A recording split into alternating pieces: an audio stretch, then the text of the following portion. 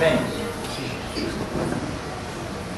nós temos aqui de novo a nossa linha do tempo, o princípio, meio e fim da história da humanidade, porque aí na sequência da página 15 tem um títulozinho chamado Síntese Escatológica, Cronologia. Aí fala de como as coisas sucederão e as coisas que vêm pela frente aí, de tudo aquilo que eu já mencionei no bloco anterior. Mas eu quero ressaltar ainda outro detalhe. Você lembra que eu, quando mencionei de João Batista para o Senhor Jesus, eu disse que teve um espaço chamado restauração da nação de Israel. Mas eu disse que Israel tipifica, ou seja, é como uma representação da igreja. Quando aqui estava se encerrando, nesse período aqui, nessa transição, estava ficando para trás a antiga aliança, Antigo Testamento, o tempo da lei. Agora, nós estamos vivendo o período da graça, e esse período da graça, ele vai se findar, ele tem um fim, para dar início ao reinado do Anticristo. Mas assim como nós vimos aqui uma fusão de uma dispensação que seria implantada na pessoa do Senhor Jesus, com alguém que está pondo fim a uma dispensação antiga, nós vemos dois personagens, um João Batista, outro Jesus, um pondo fim a uma aliança sobre a terra e o outro instituindo um novo período sobre a terra. E nós vemos uma fusão. Exatamente a mesma coisa que aconteceu no cenário da antiga aliança com Israel vai acontecer na nova aliança com a igreja. Ou seja, o tempo da graça que é instituído pela igreja, vai haver, vamos dizer assim, uma igreja, né? Nós já aprendemos a dizer isso, que não é simplesmente uma igreja, mas uma igreja, porque tem a visão do Evangelho. Ela vai estar adentrando ao reinado do Anticristo, e o reinado do Anticristo estará também fazendo uma fusão com esse tempo da graça. A mesma coisa que acontece aqui no cenário de Israel vai acontecer aqui com o cenário da igreja. Essa fusão. E é em meio a esta situação aqui que vai realmente ter fim a era da igreja. Ou seja, nós, igreja, quando o anticristo já estiver reinando, nós adentraremos o reinado dele. A igreja vai ser uma voz poderosa. Quando eu falo igreja, irmão, não olha para esse lixo todo que tem por aí não, tá? É alguém, meu irmão, andando sem sentir o chão debaixo dos seus pés. Não é qualquer um. Se hoje já tem crente se calando por lei em congresso, que dirá no período em que o mão de ferro estiver no poder. Não é qualquer um não. O conceito de cristianismo que você conhece hoje não subsistirá nesse período. Não são esses com quem Jesus estará contando. Então, a igreja estará pregando debaixo do reinado do anticristo, semelhante aos apóstolos que pregaram debaixo das batinas do papado, que não era mole. A igreja estará reinando e anunciando para o povo, e ainda para a própria igreja. O mundo estará se curvando ao reinado do anticristo, porque provavelmente ele vai tirar a moeda de circulação. Isso já é um projeto antigo e já está quase acontecendo. A moeda em espécie, o dinheiro, vai sair de circulação. O comércio das drogas praticamente some se não tem dinheiro em circulação. Alguém vai legalizar a máquina para traficante? Vai ser uma coisa complicada. Então, acaba o comércio das drogas. Se você não tem dinheiro, os assaltos vão lá embaixo. O homem investe e vai investir, já existem projetos, mais projetos, vai investir em saúde, educação, só que é uma educação manipulada. Como sempre foi. Quem determina o currículo dos colégios é o Estado, para já criar o seu filhinho encabrestado de acordo com os propósitos da nação. E é por isso que eles me odeiam, porque eu sei disso e falo isso. Ninguém vai gostar de mim.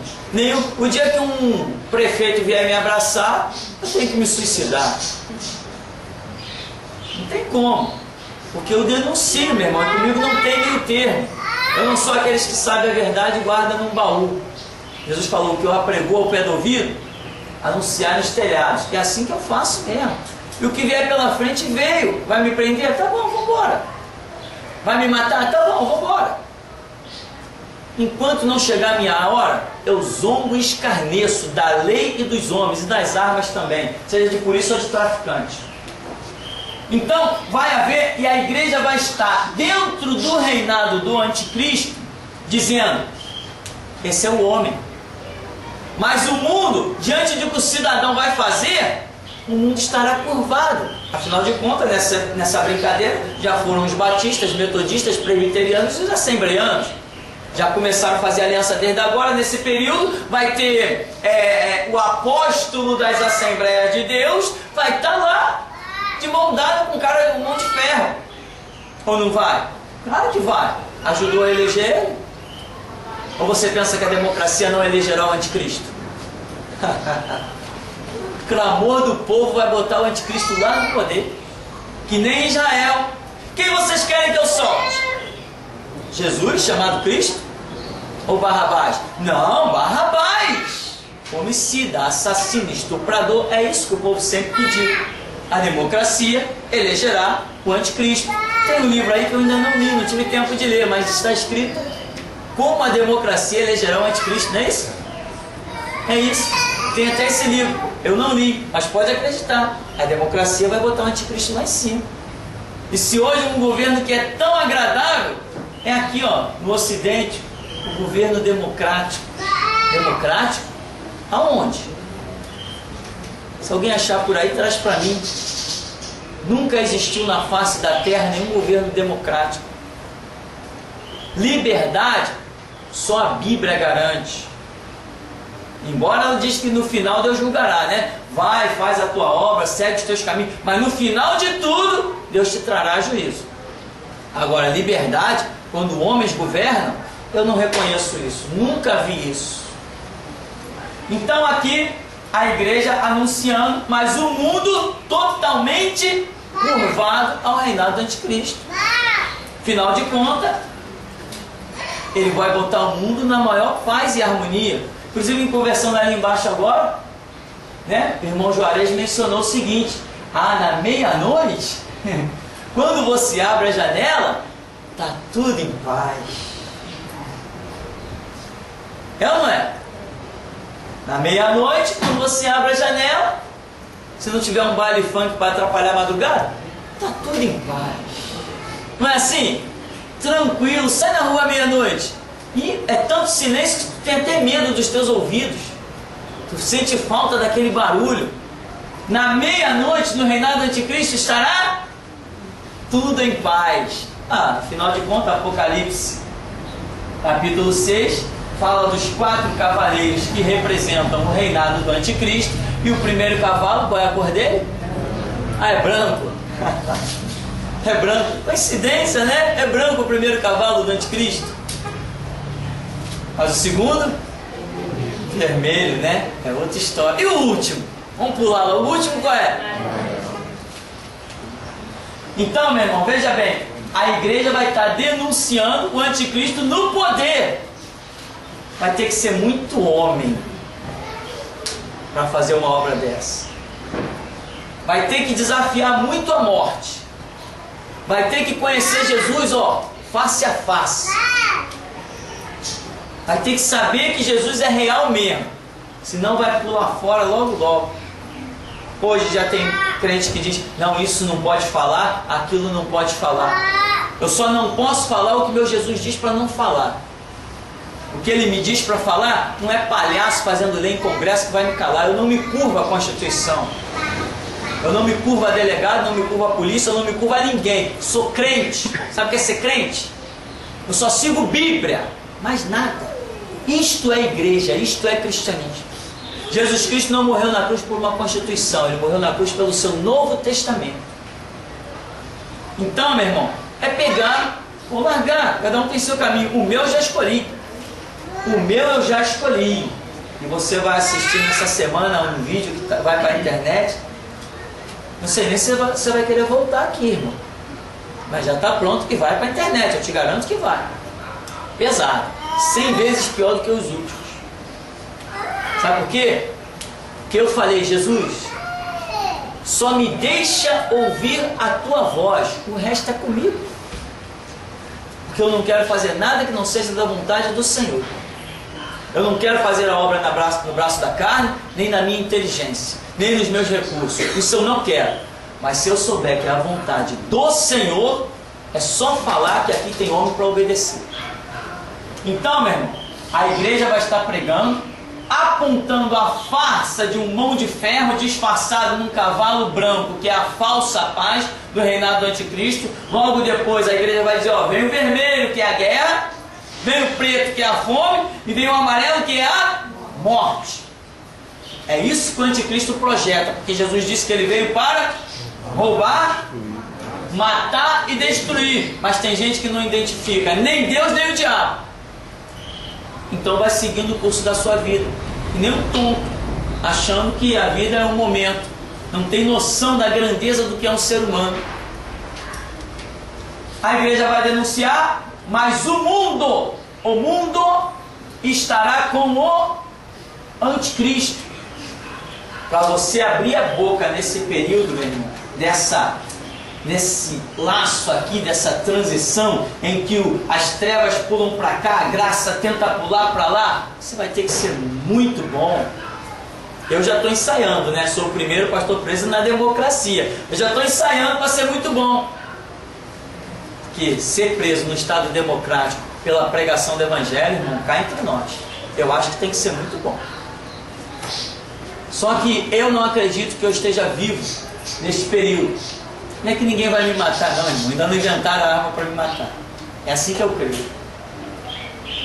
Nesse período, não será eu sei lá, você, não é isso. Nesse período, o que estará sendo anunciado é a visão de um ministério que caiu aqui, ó, antes do fim da lei propriamente, antes de extinguir a lei por completo. O tempo da lei nunca mais será restaurado. Isso é inocência de israelita, achar que vai voltar a oferecer sacrifício, edificar o templo. Já era, esse tempo da lei está excluído definitivamente. Judeu pode oferecer o sacrifício que for, mas não está chegando diante de Deus. Sacrifício agora é somente o Cordeiro de Deus que tira o pecado do mundo. E a Bíblia diz que pela graça sois salvos mediante a fé. Isso não vem de vós, é dom de Deus, não vem das obras, não vem de sacrifício, para que ninguém se glorie.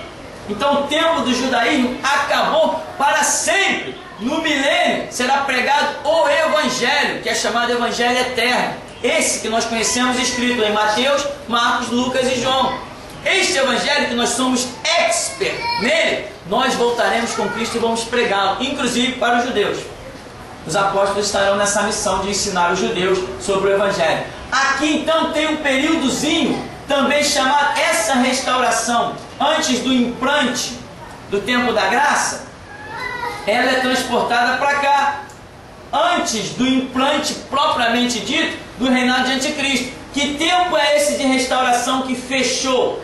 É o mesmo tempo que hoje nós estamos vivendo este tempo de restauração semelhante a João Batista. Nós estamos vivendo o período chamado Mateus 17, 11. Quando Jesus diz assim, em verdade, Jesus desce do monte da transfiguração, os discípulos dizem assim, ué, Tu és o Cristo. Como é que dizem os escribas que Elias virá primeiro?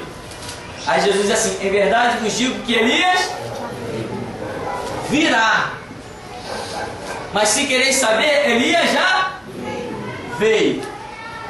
Aí os discípulos assim, entenderam os discípulos que ele estava falando de João Batista. Tudo bem, João Batista, restauração de Israel, tipificado no ministério de restauração de Elias, por isso que a Escritura traz o mesmo nome, porque não era a pessoa, mas era a representação do ministério. Lembra que Elias foi, mas a capa que representa o ministério caiu, permaneceu na terra?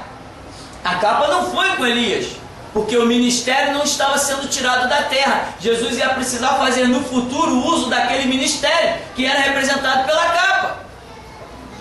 Amém? Então, Elias já veio. Aí entenderam que eles falavam de João Batista. Mas Jesus falou: Elias também virá.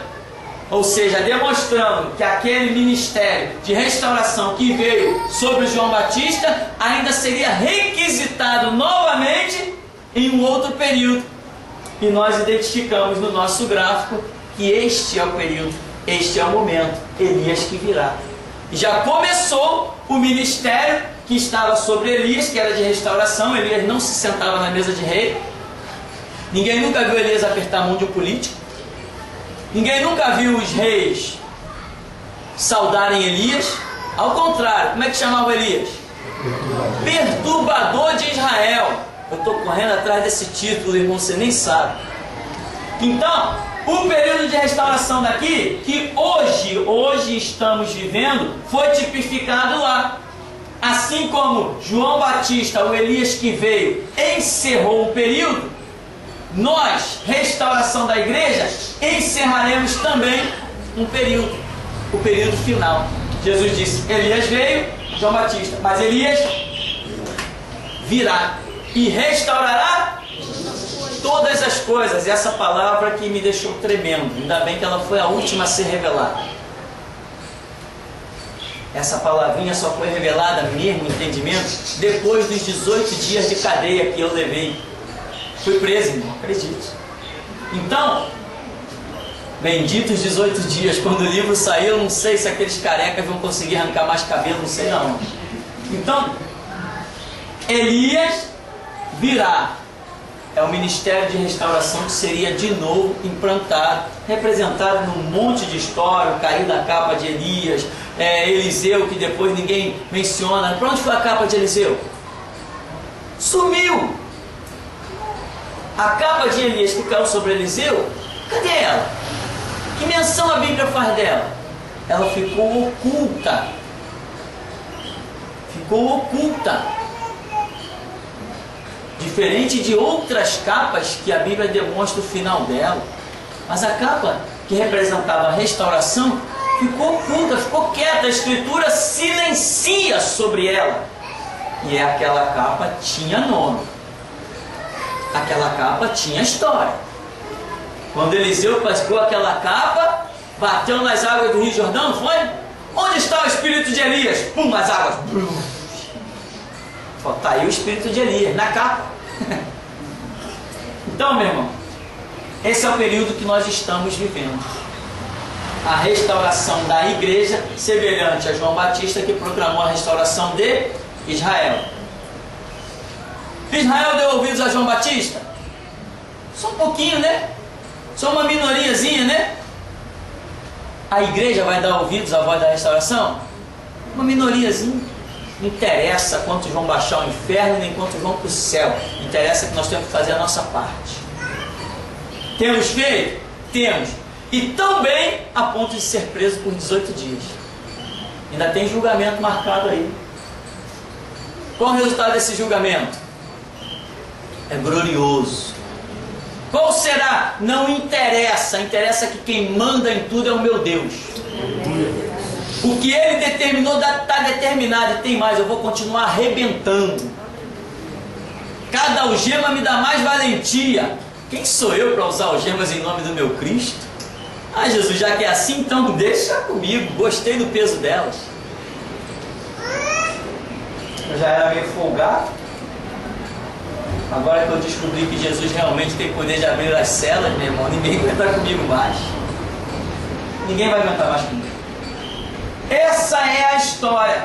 A igreja termina aqui com essa proclamação de restauração. Quem lá na parábola das 10 virgens, para nós completarmos isso aqui, a parábola das 10 virgens de Mateus 25 diz que deu meia-noite o reinado do anticristo. O que aconteceu com as igrejas? Dormiram todas.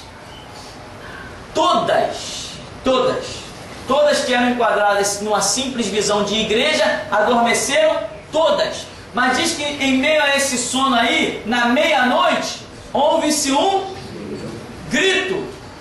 O grito é o despertar da restauração. O objetivo do grito era acordar as igrejas. E diz que algumas acordaram, outras não acordaram. Então veja bem, existe um conceito tradicional de igreja. Ele vai adormecer. Mas quem está enxergando um Deus além das fronteiras de igreja, não será igreja, será o grito. Irmão, não é brincadeira não. Para mim dormir é muito difícil. Para mim dormir é muito difícil. Te confesso, irmão, é muito difícil de eu dormir. E aqueles que realmente forem acordados nesse ministério não vão dormir.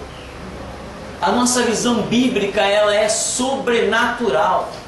Não existe nenhum homem na face da terra que consiga ensinar a Bíblia como eu ensino. Não existe nenhum.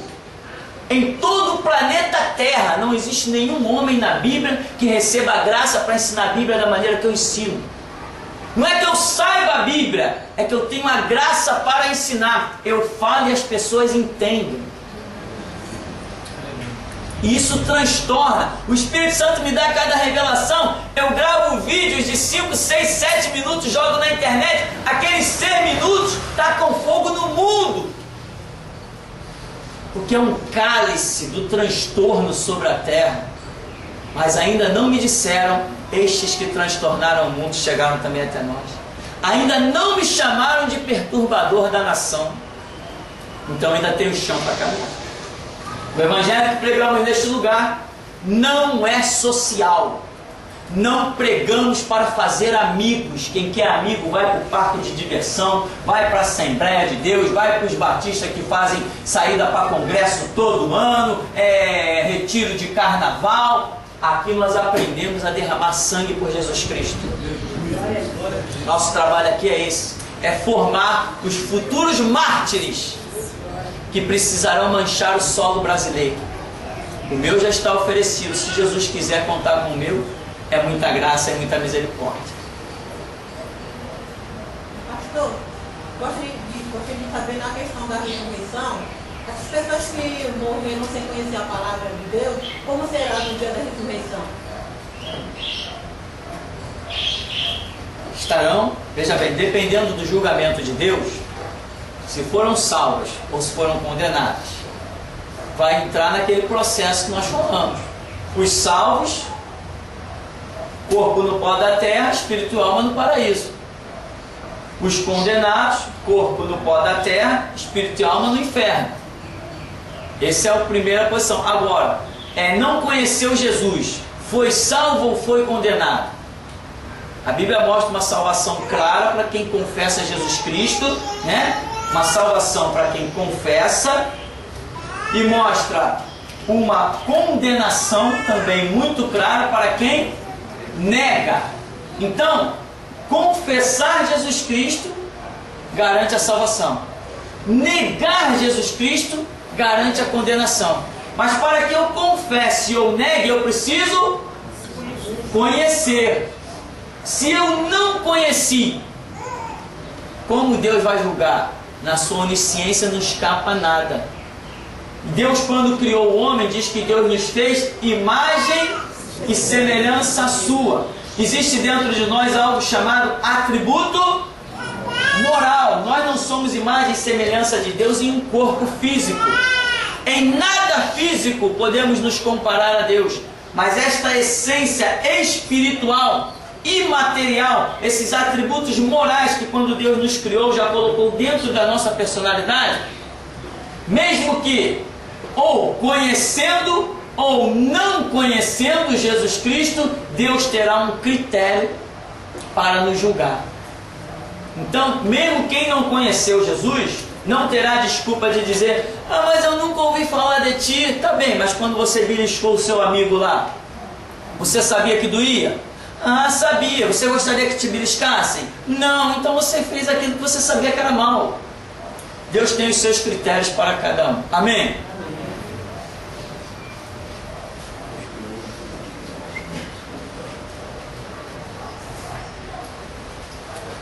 Pastor, a palavra diz que Deus, Jesus, ele pregou para espíritos sem prisão.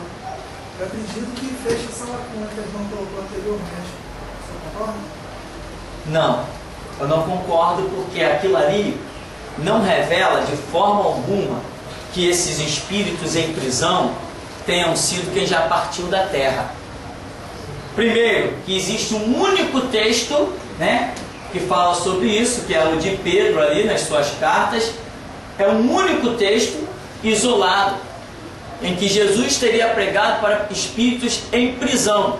Quando eu estudo aquele texto, pelas referências que a própria Escritura me dá, o rodapé e etc., eu entendo que espíritos em prisão são todos nós que estávamos como espíritos em prisão, em cativeiro, dominados. Aí a Bíblia vem e diz: se pois o Filho vos libertar, verdadeiramente sereis livres. Eu entendo que aquela passagem em espírito em prisão se refere às pessoas que estão vivas sobre a terra. Porque Isaías 61, que é a profecia que se cumpre na pessoa do Senhor Jesus, diz que ele veio apregoar libertação aos cativos, libertação aos aprisionados. Então eu entendo que a pregação de Jesus foi para os vivos e não, ou seja, vivos sobre a terra, e não para os mortos que já tinham passado para o sepulcro, vamos assim dizer. Agora, algumas pessoas interpretam que esses espíritos em prisão seriam tipo assim, almas que morreram e estavam condenadas. Um exemplo: ora, se elas já estavam condenadas, o que adiantar Jesus ir lá pregar? Lá, por exemplo, no inferno. Ou veja bem, não seria uma coisa muito injusta de Deus, já que eu já passei aquelas almas lá, seja lá, condenadas lá num estágio da eternidade, numa obscuridade. Lá elas já viram o final da sua vida, já viram o resultado das suas obras. Aí Jesus chega lá para pregar para elas, ó, quem não vai aceitar? Eu já estou aqui mal, qualquer coisa, qualquer remédio me serve. Já está lá malzão. Agora, a Bíblia mostra que o tempo da aceitação de Jesus Cristo é enquanto temos o fôlego da vida sobre a terra. Quem parte já está no campo chamado eternidade, esse não tem mais chance nem de fazer obras por Cristo, mesmo partindo salvo, não acrescenta mais nenhuma obra, não recebe mais nenhum galardão, e se partiu condenado, não tem chance de arrependimento. Então, esse é o entendimento que nós temos aí da Escritura sobre essa passagem que Jesus teria pregado para espíritos em prisão. Ele inclusive menciona semelhante aos tempos de Noé. Ora, semelhante aos tempos de Noé, Noé não pregou para quem tinha morrido. Noé pregou para quem estava sobre a terra, viu? Né? Então, esta é uma visão que nós temos aí. Mas estudos profundos vão revelando coisas e mais coisas. Temos mais alguma pergunta antes de encerrarmos?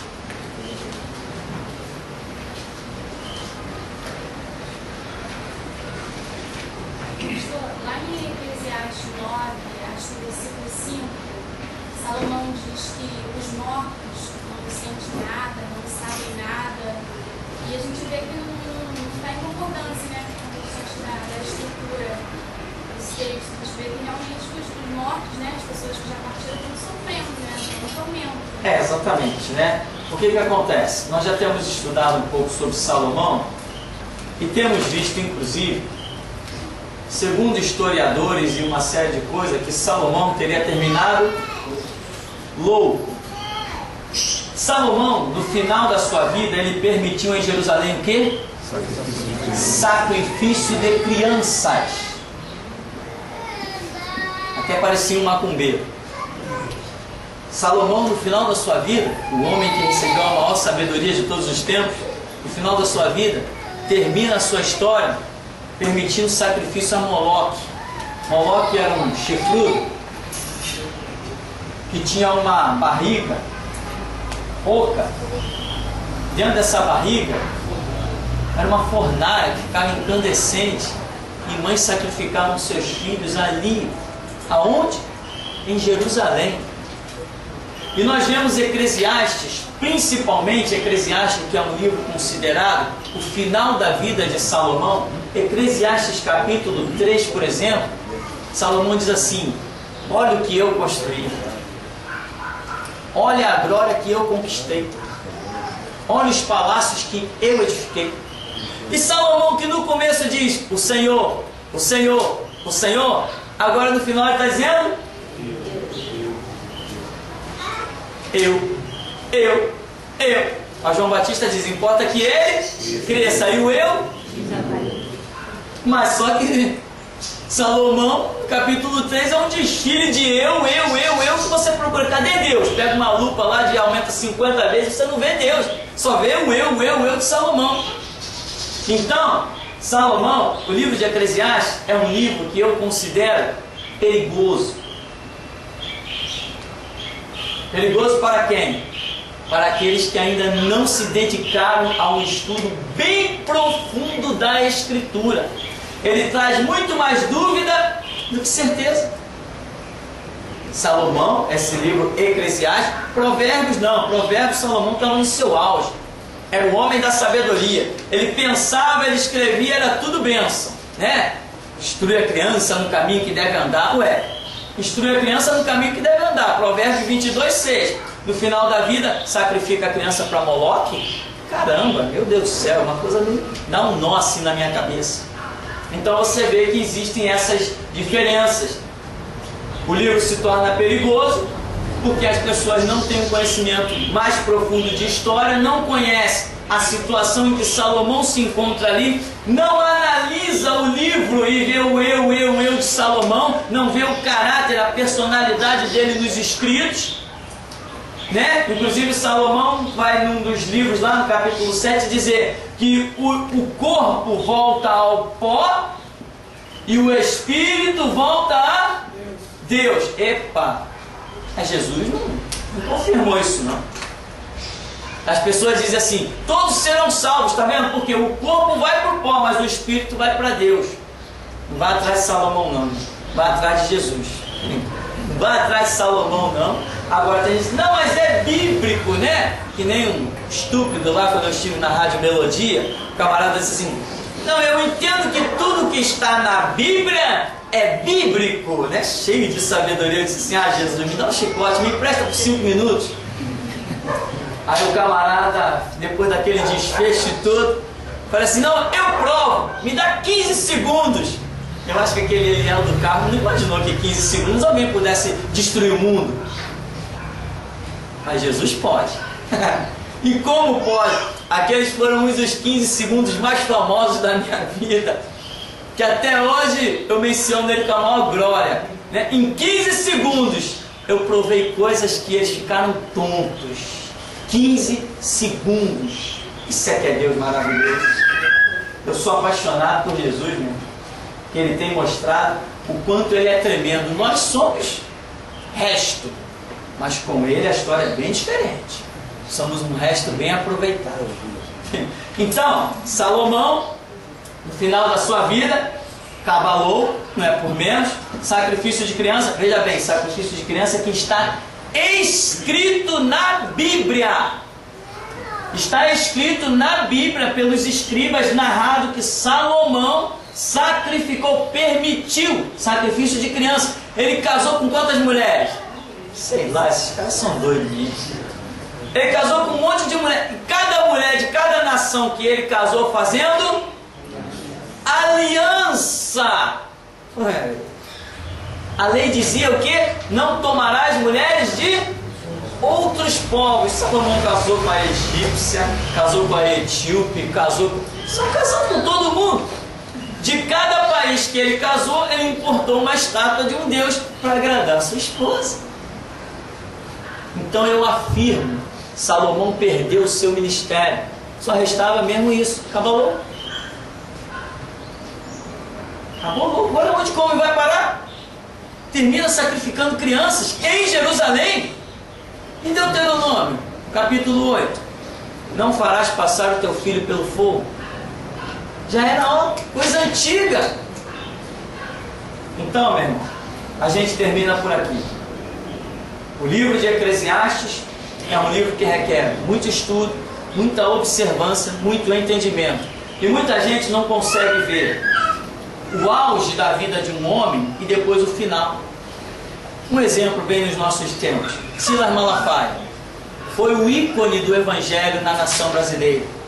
Foi o referencial máximo. O homem, quando pregava, eu ficava chorando do outro lado. Hoje eu fico me mordendo de raiva. De que hipócrita, leiloeiro do povo de Deus.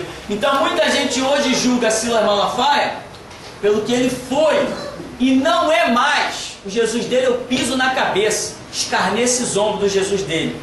Eu não tenho pacto com aquele Jesus profanado e corrompido de Silas Malafaia. Mas muita gente ainda diz: ah, é um homem de Deus. É nada, já era, está servindo a Satanás.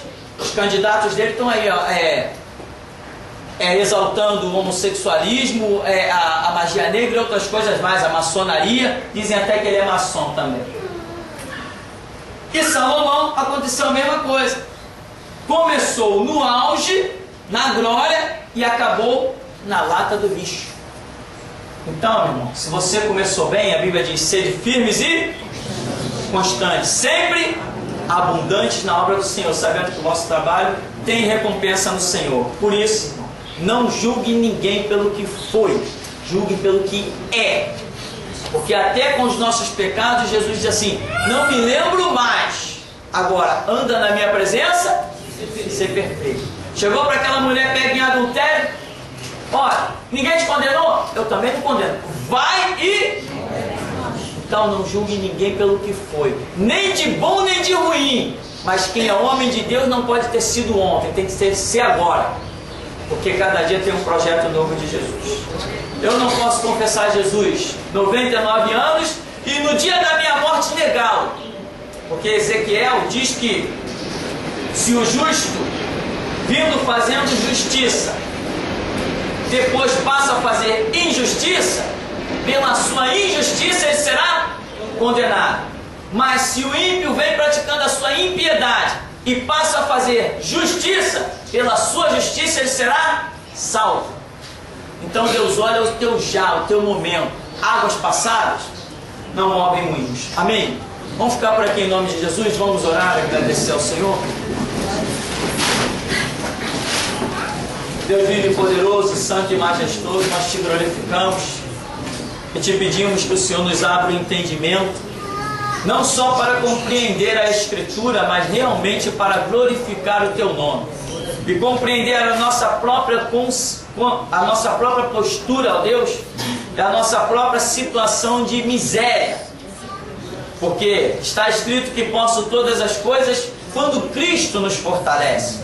Sem ti, ó Deus, já está escrito: sem mim nada podeis fazer. Agora, Deus, conta conosco, acrescenta-nos a tua palavra, move em nós o teu Espírito, porque tudo o que queremos é que o teu nome seja glorificado.